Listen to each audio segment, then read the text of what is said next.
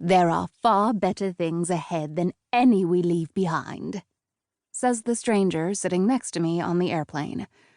A 60-something woman with feathered bangs and a hair tie clinging so tightly to her left wrist that I've spent most of the flight worried it might turn into a medical emergency. In my years of assorted travel, I've had a long history of questionable airplane seatmates. The 90-year-old man who touched my leg 3,781 times, then lapsed into a flatulence-fueled nap. The crying baby of all crying babies. The woman who drank too many mini bottles of rum and passed out on my shoulder, drooling. However, on this particular flight, it seems I've been graced by the sentimental orator.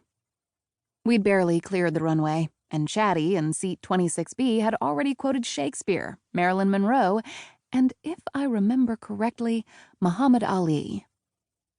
My tired, blank stare obviously troubles her, because the corners of her mouth plummet into a disappointed frown. "You poor child," she says, shaking her head. "You don't know C.S. Lewis. A shame." "Yes," I say, closing my eyes as I press my head against the seatback, attempting sleep, or at least pretending to. "It's very sad." And it is. I've just been accused of not knowing a quote by one of my favorite authors, though I'm presently too exhausted to defend myself. But what's sadder? The very quote itself. There are better things ahead than any we leave behind. My eyes shoot open as the plane begins to descend over London, and a burst of turbulence jostles me against the sentimental orator, who I predict will soon start reciting Gandhi, or maybe Mother Teresa. My mind churns. What if C.S. Lewis was wrong? What if there aren't better things to come? What if... The plane rattles again as it slips beneath a cloud, landing gear deployed. A moment later, we're touching down at Heathrow with a thud. I peer out the window. So, this is London. The sentimental orator gasps and fumbles for her inhaler as I take in my first view of England and its seemingly endless gray.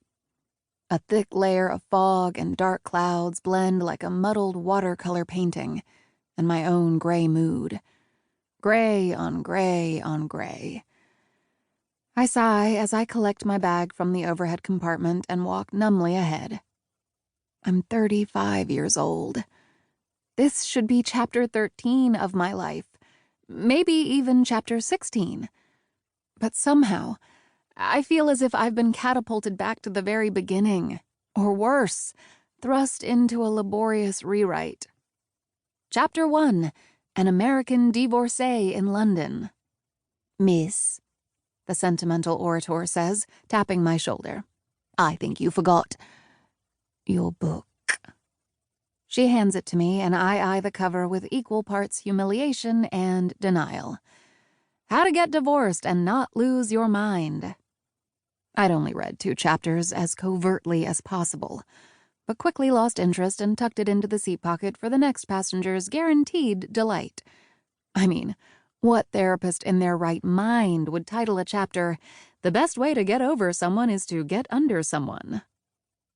"You poor thing," the sentimental orator says, smiling to herself. "Give this model citizen a gold star."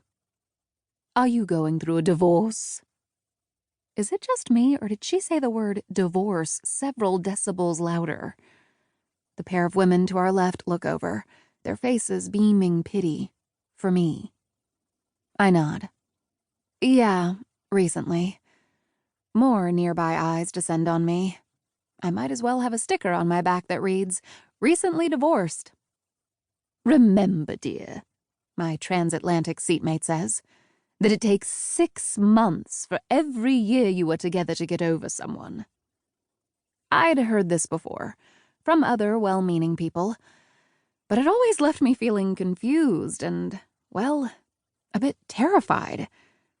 Nick and I were married for 12 years, so by those calculations, will I wallow in sadness and self-loathing for 6 more?